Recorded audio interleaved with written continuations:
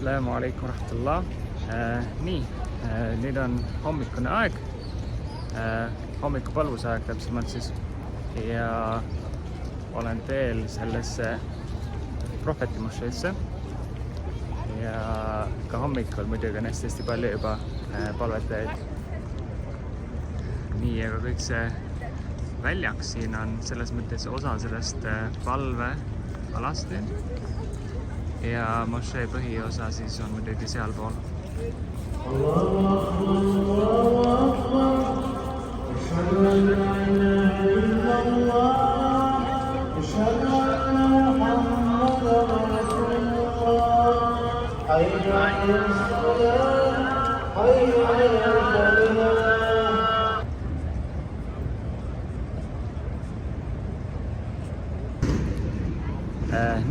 Fajri palvus on juba mõnda aega tagasi läbi saanud ja subhanallah, ma pean lihtsalt ühte asja teiega jagama.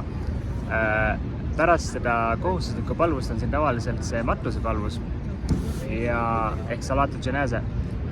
Ja kui ma selle olin ära palvetanud, siis subhanallah, keeran ümber, hakkan ära minema ja ma näen ühte oma head sõpra, kellega ma siin Medinas koos õppisin, kes ise on Suurbritanniast ja meil oli kuidagi kontakt ära kadunud ja ma ei ole temaga väga kaua aega suhelnud ja subhanallah, me lihtsalt siin nagu saame kokku. Ma ei ole ise olnud Medinas umbes 7 aastat ja see on see tõeline see qadari tähendus, et subhanallah, et kui on määratud kellegagi kuskil kokku saada, siis see lihtsalt juhtub, et isegi kui sa oled kuskil teises kohas täitsa maailmas, et subhanallah.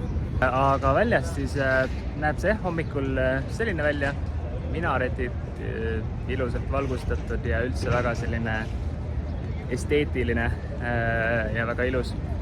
Need vaibad siin, kus hommikul palvetati, need koristatakse praegu ära, aga mitte sellest ma ei tahtnud rääkida, et kuna ma ei ole kindel, kas ma pärast ka siin veel filmin, aga kokkuvõtlikult lihtsalt siis see Al-Masjid an-Nabawi, see püha Propheti mošee siin, et sellel on ka omaette väärtus.